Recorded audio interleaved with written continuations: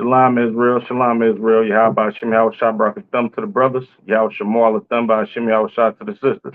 I'm Priest Officer Quran Yahweh, the ISBK, and welcome to another installment of Nothing New Under the Sun, episode 16. Today we're going to be going over the spirit of Cain, Salakia. Right? So as I just said, we're going to be going over the spirit of Cain. And a lot of people don't understand that the spirit of Cain, what it is, and how it still thrives in the world today. Your oppressor has the same spirit that Cain had on him. First of all, let's get into the spirit of Cain. The spirit of Cain is a jealous, evil murderer. You understand? And that's exactly what your oppressor is.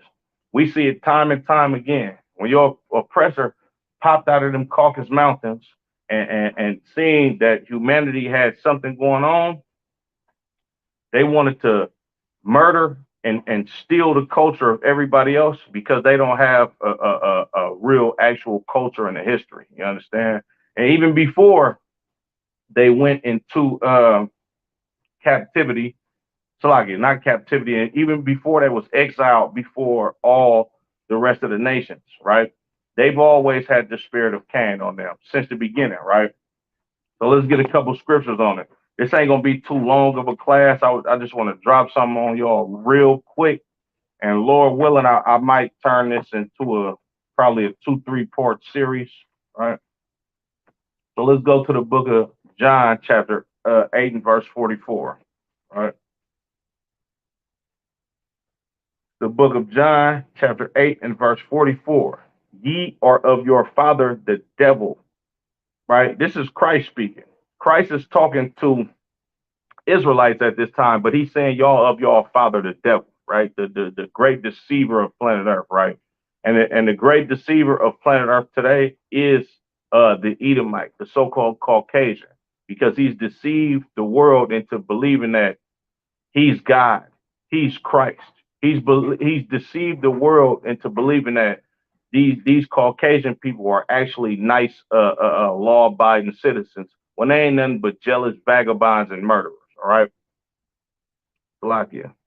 It says, and the lust of your father will ye, and the lust of your father ye will do. Right? Christ is blazing on Israelites now. Right now, he's saying the lust of your father ye will do. And what's the lust of the devil? Right? The lust of the devil is to be a murderer, to be a fornicator, to be a liar, to be a thief. Right? Uh, he was a murderer from the beginning and abode not in the truth. Christ said, "Your father, the devil, right? You Christians, you fake Israelites, you Caucasians, the rest of you other nations who don't give a damn about blacks, Latinos, and Native Americans." He says, uh, he was a murderer from the beginning and abode not in the truth because there is no truth in him. And we're gonna get into we gonna get into that today. There's no truth in the Edomite, just like there was no truth in Cain, right? Uh, where he speaketh, where when he speaketh a lie, he speaketh of his own, for he is a liar and the father of it, right? And we're gonna get into uh the first recorded liar in these scriptures and the father of lies, right? So with that being said, we got to go back to the beginning because Christ said, "Ye are of your father the devil," right? He was a murderer from the beginning. So let's go back to the beginning. And what beginning is Christ talking about? Christ is talking about the book of Genesis, right? Christ is actually quoting scriptures and cutting wicked Israelites with knowledge, right? The scriptures say what was written aforetime was written for our knowledge, right? So like it was written for our learning. You know what I'm saying? Paraphrasing, right? Christ quoted the Old Testament, right? So let's get into the beginning, right? The book of Genesis, what literally means the beginning, right? Let's go to Genesis, the 4th chapter. Okay. Make sure y'all like, share, subscribe. It's very important that y'all like, share, and subscribe so we can keep pushing this truth out. All right. What you need? All right. Okay, let's go to Cain and Abel, right? In the beginning. This is the book of Genesis chapter 4, and we're gonna start at verse 1. And Adam knew Eve, his wife, and she conceived and bare Cain, and said, I have gotten a man from the Lord. Take it up there. Just take the whole thing up there and just give him a couple. Leave it out there in the hallway, right? So like, let me read that one more time. And Adam knew Eve, his wife, and she conceived and bare Cain, and said, I have gotten a man from the Lord, right? So Adam uh, uh, has sex with his wife. She gets pregnant, and she gives birth to a son named Cain, all right? Verse 2. And she again bare his brother Abel. And Abel was a keeper of sheep, but Cain was a tiller of the ground, right? So Cain, he planted stuff, right? He planted fruits and vegetables, and Abel was a shepherd. He took care of livestock, sheep, oxes, you know what I'm saying, so forth and so on, right? Verse 3. And in process of time, it came to pass that Cain brought of the fruit of the ground an offering unto the Lord, right? So now, Cain brought an offering of fruit to the Lord, right? Which we understand that Adam already had the law of sacrifice. When you look into the history of what Noah did, right? When he understood that he was to eat clean animals and he was to give a sacrifice. These are all traditions passed down all the way from Adam up until Noah and to the time of the children of Israel. We had our nation when we had the law of sacrifice that was still in effect, right? But Cain, him being a wicked son, right? He took it upon himself to bring the Lord some fruits and vegetables, right? That's how you know the Lord is a black man, right? Like you bring a black man some fruits and vegetables to eat, that brother probably gonna look at you crazy, like nigga, where's the meat at? Salakia for my language, but brother, where's the meat at? You understand? Continuing on. Verse 4. And Abel he also brought of the fatlings of his flock and of the fat thereof.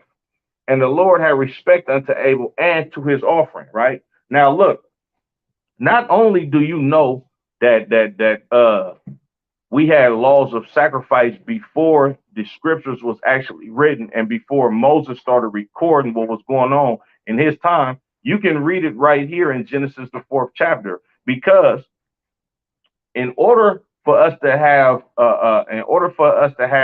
the mind frame to bring a offering unto the Lord, with these two brothers being the direct sons of Adam, they had to learn about animal sacrifices from their father. Just like Adam got the laws of sacrifice from the Lord, and uh, uh, all the all of the customs and the way to live that he practiced during his time before he switched it up and went against the Lord by listening to his wife in the Garden of Eden, right? Uh, verse 5. Well, Salakia, middle of verse 4. And the Lord had respect unto Abel and to his offering. And the reason why the Lord had respect unto Abel and to his offering is because this is what the Lord wants a sacrifice to be. The Lord don't want no goddamn fruits and vegetables. You gonna grow fruits and vegetables, they gonna come and go. You understand? Like you gotta water them. You know what I'm saying? It ain't really too much sacrifice that you have to do to maintain a damn garden. But to feed a animal, right? To nourish this animal and raise it up, like if you look at back in those times, sheep, cows, oxen, just like today, livestock is worth a lot of money. Your livestock is worth way more than fruits and vegetables. So you have to put more time and more effort into obtaining this type of wealth versus somebody going to bring a tomato or avocado or something like that to the Lord. When you go to the grocery store today, if you go buy two um if you go buy two ribeye steaks, it's gonna run you probably about $30. Go buy two green bell peppers or two apples or two oranges. It's gonna be pennies compared to what that meat is worth. Because that meat, that livestock, it takes a whole lot of time, patience, money, effort in order for you to maintain those animals, right? But Salakia, verse 5. But unto Cain and to his offering he had not respect. And Cain was very wroth, and his countenance fell. Right? The Lord didn't respect Cain's offering.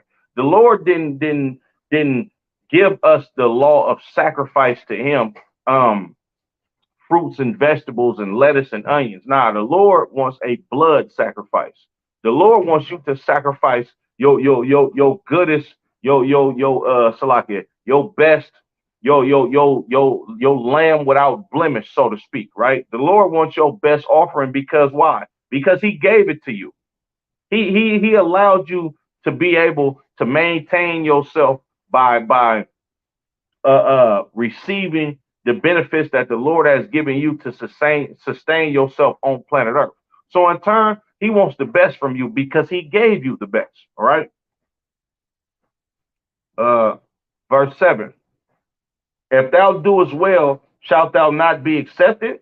The Lord said, look, if you do well, shouldn't you be accepted?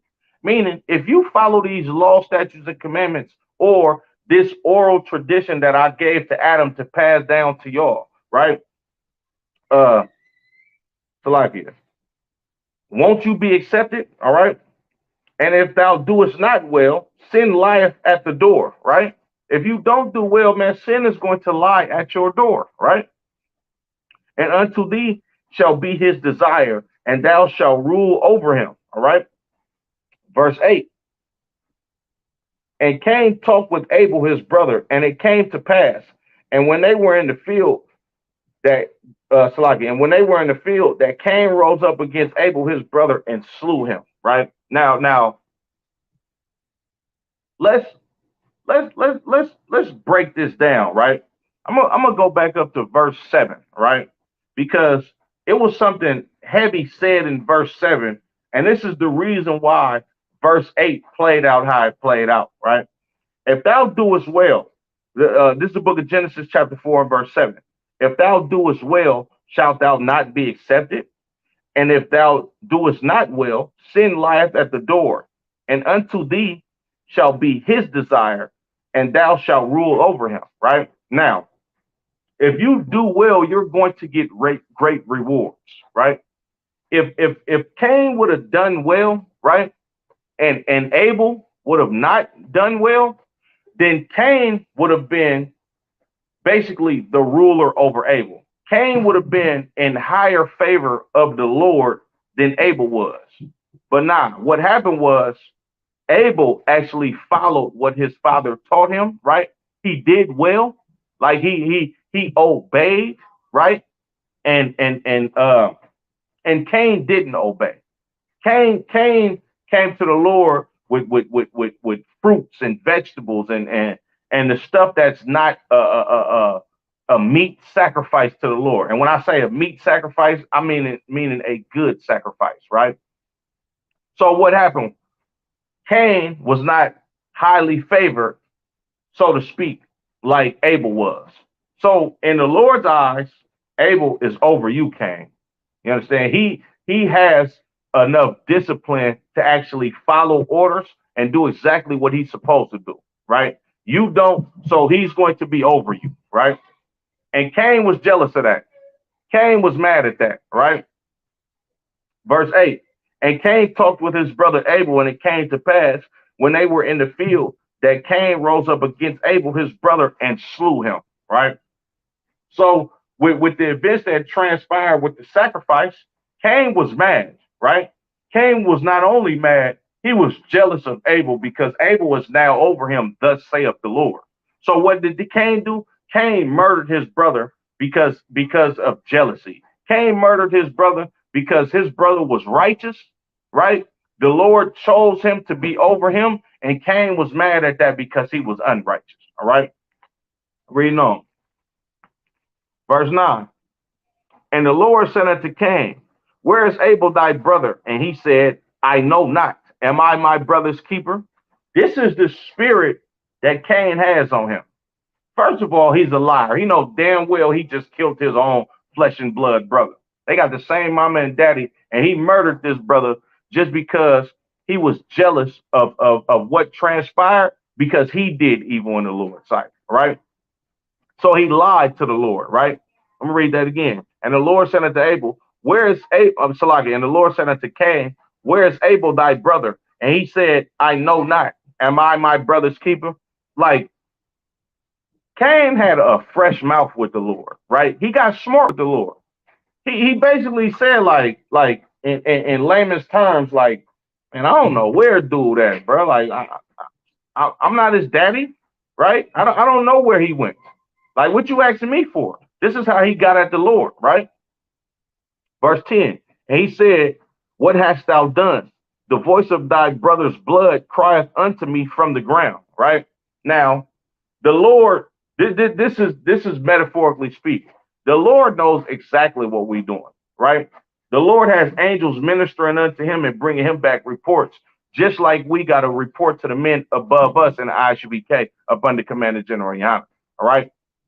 So the Lord knows exactly what Abel did. When he asked him, where's your brother? It was basically just a trick question, a rhetorical question. And I know where your brother at. I know you murdered him, right? But Cain, being a liar, right, and being prideful, he lied to the Lord and got fresh at the mouth with the Lord, right? Verse 11, and now art thou cursed from the earth, which hath opened her mouth to receive thy brother's blood, right? Salakia. Verse 12, when thou tillest the ground, it shall not henceforth yield unto thee her strength. A fugitive and a vagabond shall be, Salakia, shalt thou be in the earth, right?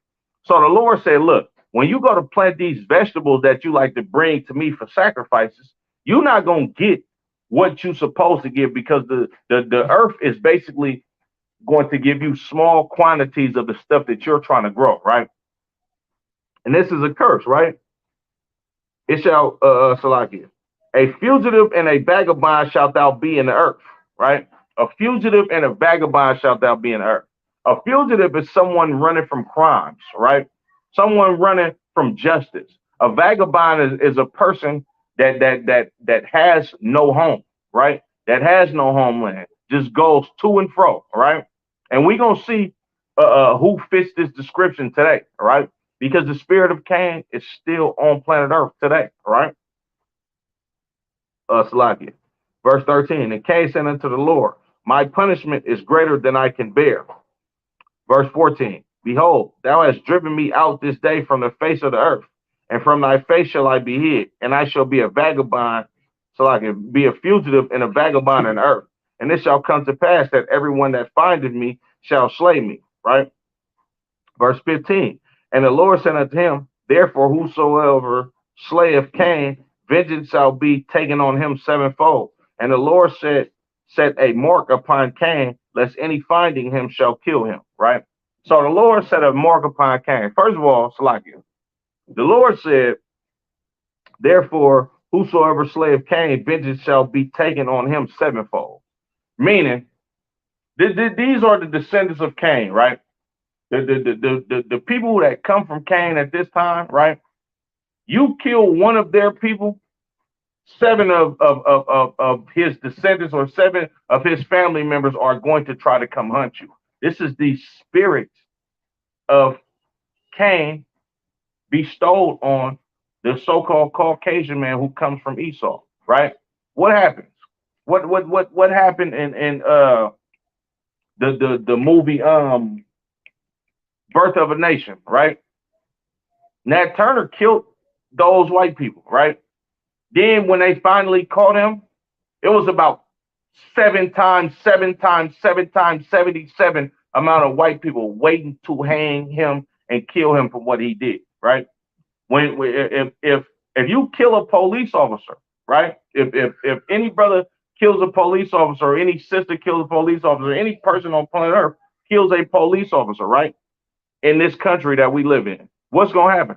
You're gonna have a large amount of people that's police officers to come avenge the death of their fallen officer, right? And this is the spirit of Cain, right? It's like it says, and the Lord shall set a mark upon Cain, lest any finding him should kill him, right? That mark upon Cain is Salakia, is leprosy, right? That mark upon Cain is leprosy, right? The original definition of leprosy. You know what I'm saying? Basically, Cain was turned into a red skinned man, right? Same spirit that this devil has on him today. All right. But Salakia, let me see. Right. I'm gonna drop that. Let's go to Genesis the 25th chapter. Let's get to Jacob and Esau. All right. Genesis the 25th chapter, and we're gonna go to verse 20. All right. This is the book of Genesis, chapter 25 and verse 20. And Isaac was 40 years old when he took Rebekah to wife, the daughter of Bethuel, the Syrian of Padan Aram, the sister to Laban, the Syrian. And Isaac entreated the Lord for his wife because she was barren. And the Lord was entreated of him, and Rebekah, his wife, conceived, right? So Isaac went to go pray to the Lord because his wife, Rebekah, she was unable to bear children, right? So he went to go pray to the Lord. The Lord heard his prayer, right? And he allowed Isaac to get his rib Rebekah pregnant, right? And she conceived, right? Verse 22. And the children struggled together within her, and she said, if it be so, why am I thus? And she went to inquire of the Lord. Now, at the time of her being pregnant, she don't know that she got twins in her womb, but she's praying to the Lord, right? Like, why am I in so much pain if this child that you've given me is coming from you? Why does it hurt so much, right? Salakia. Verse 23. And the Lord said unto her, two nations are in thy womb, and two manner of people shall be separated from thy bowels. And the one people shall be stronger than the other people, and the elder shall serve the younger. Now let's break this down. The Lord said two nations are in your womb, right? The nation is the root word for nationality, which means race. Like this is two different races of people in your womb. And we're gonna figure out that Esau is basically the progenitor of these Edomites or these so-called Caucasians today. All right. It says, two manner of people shall be separated from thy bowels, and the one people shall be stronger than the other people, and the elder shall serve the younger. Now, of course, we know that blacks, Latinos, and Native Americans are extremely stronger than our Caucasian counterpart. We number one in all the sports, right? We number one in everything, right? We survived for almost 500 years of slavery and still surviving to this day at the hands of this damn oppressor. All right. Salakia. And it says, and the elder shall serve the younger, right? The elder one is going to return. This elder one is going to serve the younger one. All right. And when her days to be delivered were fulfilled, behold, there were twins in her womb. And the first came out red all over like an hairy garment, and they called his name Esau, right? That red all over like a hairy garment, man, this is the so-called Caucasian man. If you go look at a white man in the deep south, he got excessive hair growing on his back. They call him a redneck, right? That's what they call him, right? This is just a term that somebody came up with. I'm not sure who came up with the term, but it's a pretty accurate term. They call him a redneck, like his skin is red. His skin is translucent, right? You can see the blood through this devil's skin, right? It say he came out red all over like a hairy garment, right? So we got a red and hairy little boy, right? That came out, and it's a reason why they had to explain his appearance because he don't look like nobody else. And that spirit of that mark that was set upon Cain, it's seeming like this is the same type of spirit that was brought back into the earth on Esau, because Esau is marked as well. He's marked and born with leprosy, right? Salakia. And it says, and they called his name Esau. And after that, his brother came out and his hand took hold on Esau's heel, and his name was called Jacob. And Isaac was 80 years old when she bare him, right? So Jacob and Esau, they fighting in the womb, right? And that's a metaphor for Jacob holding onto Esau's heel. It's another scripture that says, "For Jacob is the beginning of the world." So like it, for Esau is the end of the world, and Jacob is the beginning of that follows, right?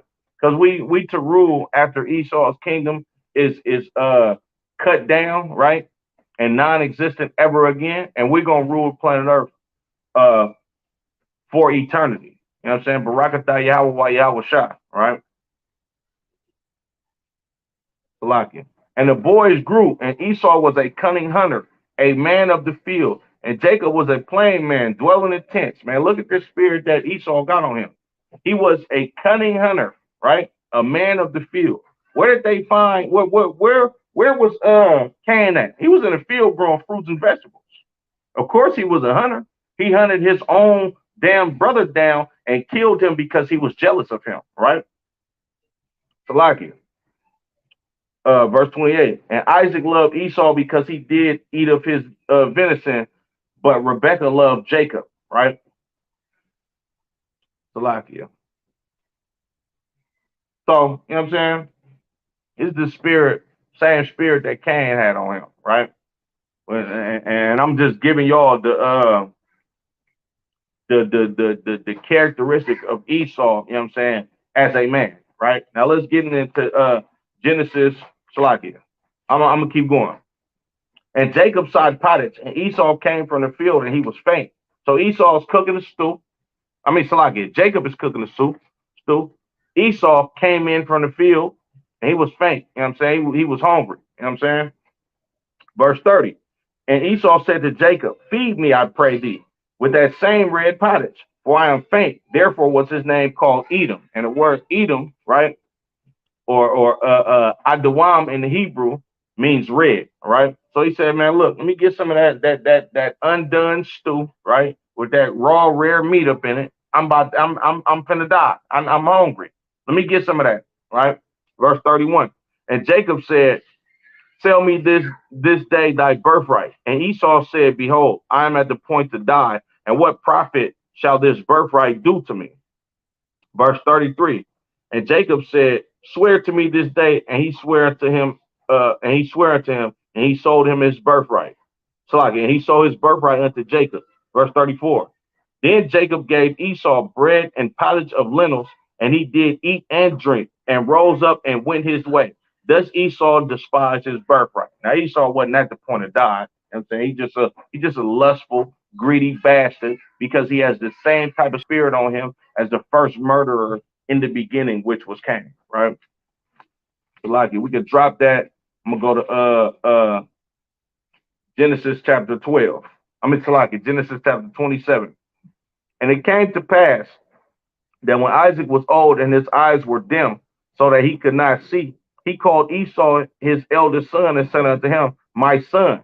And he said unto him, "Behold, here I am." And he said, "Behold, now I am old.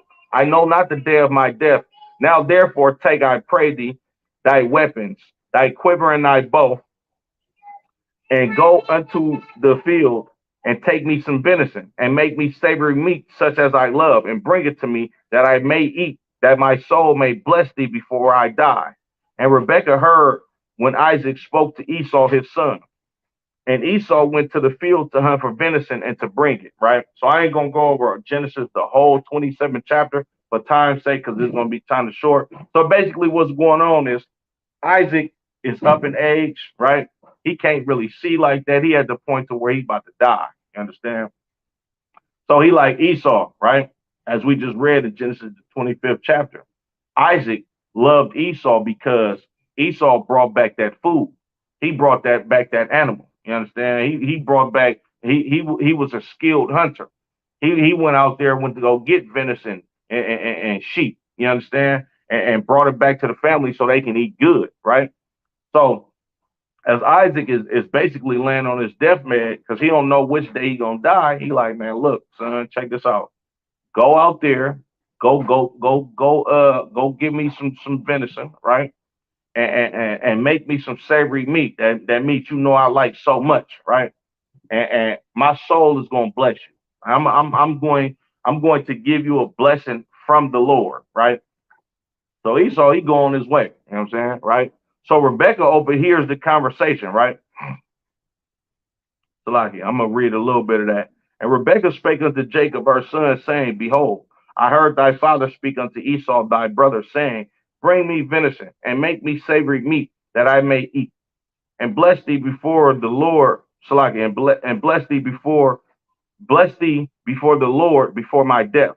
Verse 8. Now therefore, my son, obey my voice according to that which I command thee.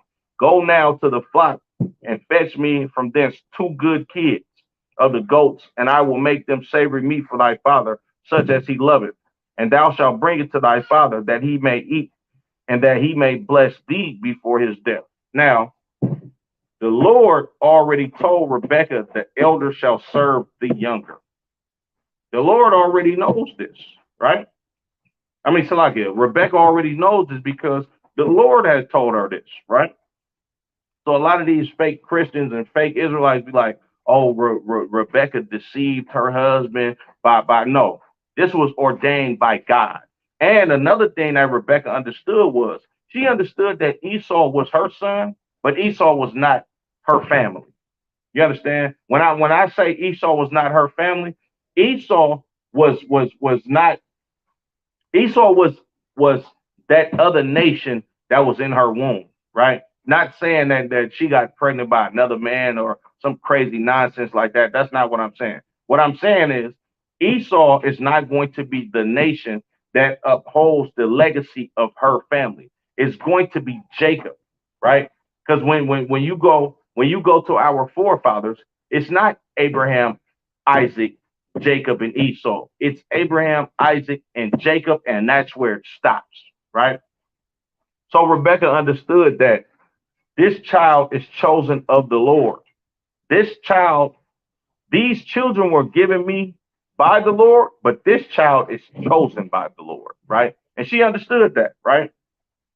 So she come up with a plan while Esau out hunting to get the blessing given to its rightful owner, right? Because this gonna be a huge blessing that Jacob is going to receive from his father, right? And she understood that the blessing was supposed to go to him. Thus saith the Lord, because the elder shall serve the younger, right?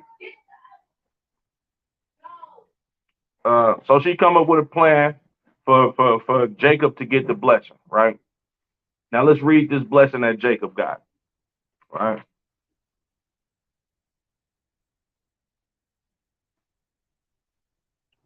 Verse 28. Therefore God give thee of the dew of heaven and the fatness of the earth and plenty of corn and wine. Let people serve thee and nations bow down to thee. Be Lord over thy brethren, and let thy mother's son bow down to thee. Cursed be everyone that curseth thee, and blessed be he that blesseth thee. Now, Isaac just gave Jacob the greatest blessing on planet Earth. Isaac just made Jacob and his descendants God's chosen people. Of course, the Lord ordained this to happen, but it came from Isaac, who was a man of God, right? That was willing, that was willing to do everything that the Lord required him to do, that he was taught by his son. I mean, Salakia, that he was taught by his father, Abraham, right? So this blessing is the kingdom of heaven. This blessing is we rule the planet Earth. This blessing is Christ coming back from the loins of Jacob and restoring the planet Earth up under the feet, under the children of Israel, right? In the kingdom of heaven. This blessing is every nation on planet Earth being in servitude to the children of Israel. This blessing is generational wealth for eternity, right? This is what the Lord gave to Jacob, right? Now let's drop down to Esau's blessing because Esau got a blessing as well, right? Esau came in, right? And Salakia. Let's read a little bit, right?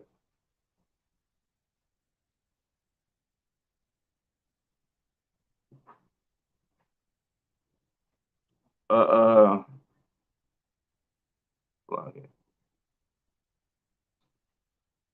verse 30, verse 31, verse 30. And it came to pass as soon as Isaac had made an end of blessing Jacob, and Jacob was yet scarce going out from the presence of Isaac his father, that Esau his brother came in from hunting. So after Isaac gets his blessing, after Isaac gives the blessing to Jacob, Jacob get up out of there, man, quick, real fast, right? As soon as he got up out of there, after he got his blessing, here come Esau coming in with his food, right? And he also made savory meat and brought it unto his father and said unto his father, let my father arise and eat of thy son's venison, that thy soul may bless me. Verse 32. And Isaac his father said unto him, who art thou? And he said, I am thy son, thy firstborn Esau. Verse 33. And Isaac trembled very exceedingly and said, who? Where is he? And said, who? Where is he that hath taken venison and brought it to me? And brought it me? And I have eaten of all before you camest, and have blessed him. Yea, and he shall be blessed. So Isaac get at Esau like, look, man, it was another dude that just came in here and gave me the venison that I wanted, and I blessed him, right? Like, and he's going to be blessed, thus saith the Lord, right? Verse 34. And when Esau heard these words of his father, he cried with a great and exceeding bitter cry and said unto his father, bless me, even me, O my father, right? So Esau, he cried to the Lord, like, man, look, I mean, to his father, like, please bless me. Please bless me. I need that blessing, right? So I'm going to drop down, right? Verse 40. Verse 39. And Isaac, his father, answered and said unto him, behold, thy dwelling shall be the fatness of the earth and the dew of heaven from above, right? So his dwelling should be the fatness of the earth too, and the dew of the heaven of the earth above, man. You're going to live deliciously. You understand, right? Kind of sound familiar, but check this out. Verse 40. And by the sword shalt thou live and shalt serve thy brother, and it shall come to pass when thou shalt have the dominion that thou shalt break his yoke from off thy neck, right? So he said, by the sword shall you live, right? Meaning you're gonna slaughter people for your blessing. You're going to be able to, you're going to be a murderer. Your descendants that come after you are going to be murderers. Just like I just read in John 8:44.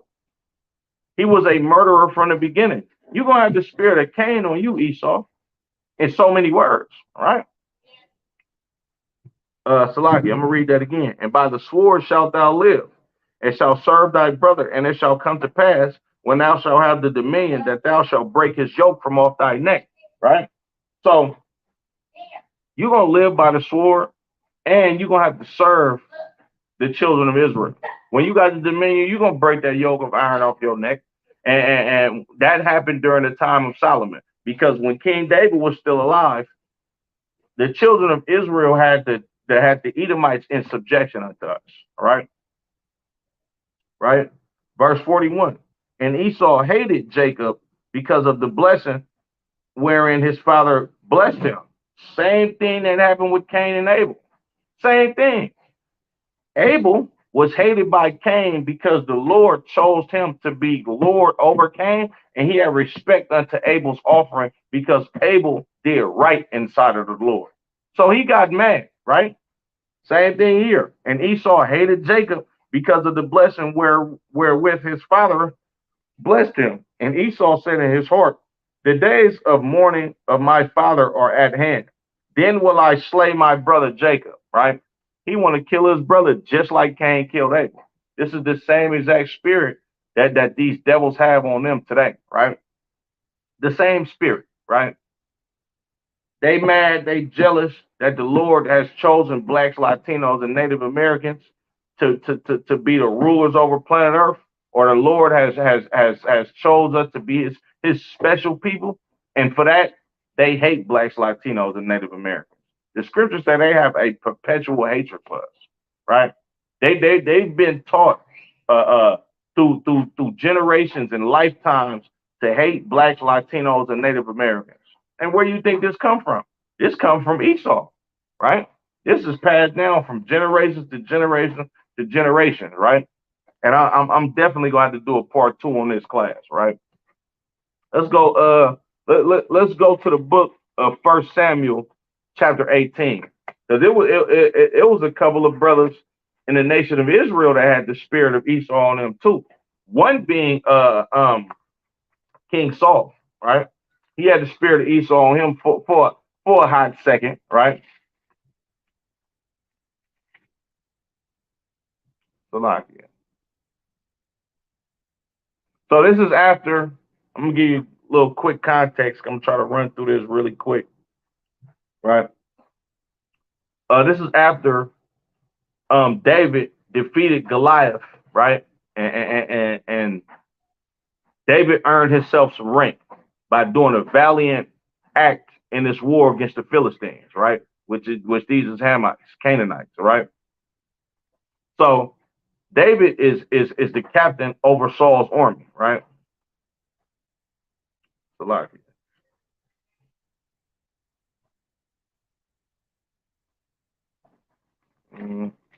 Yeah.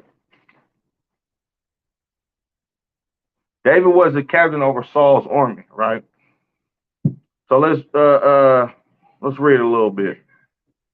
And it came to this is the book of 1 Samuel chapter 6 and verse 8. This is the book of 1 Samuel chapter 18, and we're gonna start at verse 5. And David went out whithersoever Saul sent him, and behaved himself wisely.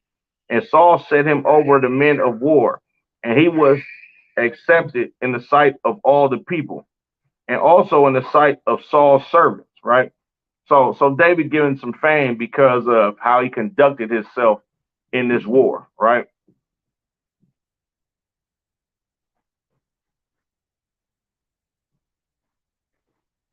So like here. Verse 6. And it came to pass as they came,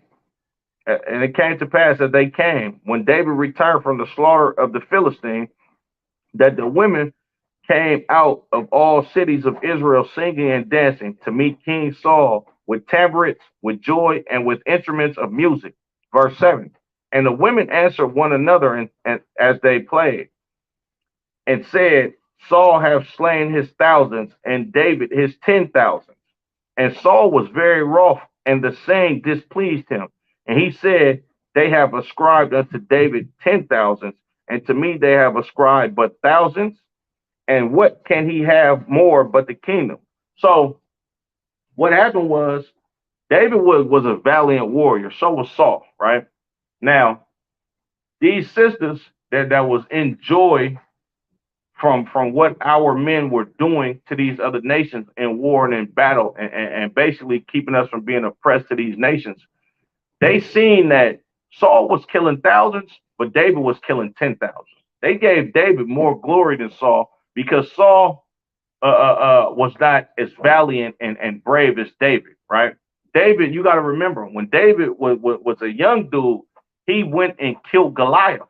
Goliath was the head of the Philistines' army, right? He was a big, gigantic Hamite, right?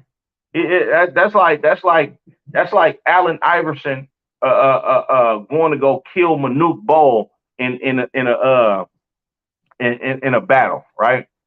You know what I'm saying?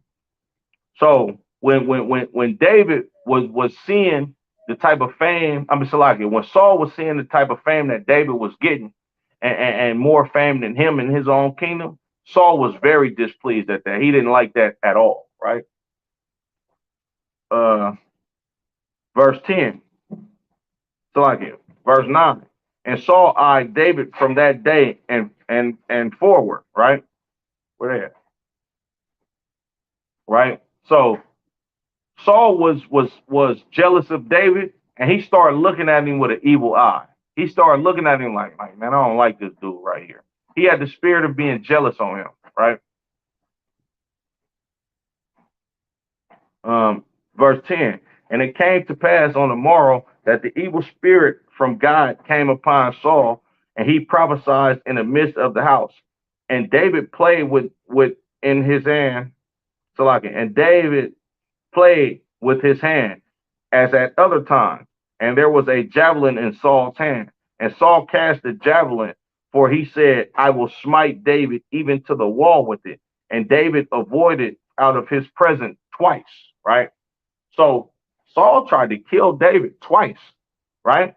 Because of jealousy and envy. He tried to murder his brother because his brother did valiant acts in war and got praise from the children of Israel. He got praise from the women that were singing songs about us winning in battle over King Saul. So Saul, like, man, hold on. They saying he killed tens of thousands and I only killed thousands.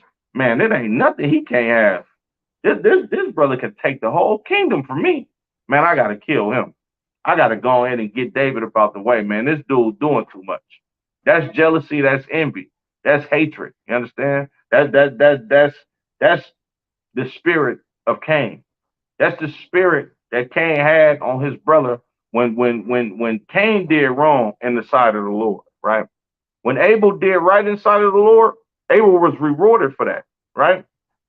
And Cain didn't like that at all. So what did he do? He slew him. Just like David trying to do to Saul. Just like Saul's trying to do to David right now, right? Just like Esau does to blacks, Latinos, and Native Americans every single day in this empire, right? Just like Esau thought in his heart, man, I'm going to murder Jacob after our father passes and the time of his mourning has ceased, right? I'm going to murder him, right? Yeah, I'm definitely going to be doing 2 and 3 parts of this because it's a lot of stories about the spirit of Cain in this Bible, right? Let's go to Psalm chapter 55 and verse 21.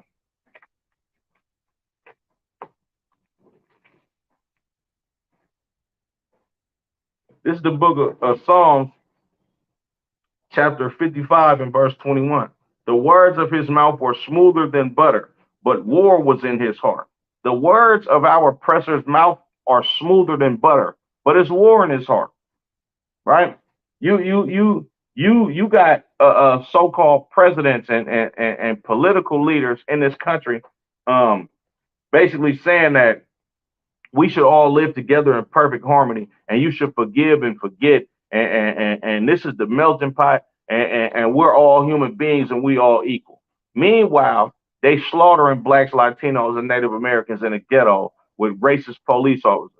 They taking crafty counsel against us by pushing drugs in our communities, right? They're indoctrinating our sisters to murder their babies with the hopes of having a better life. This is war.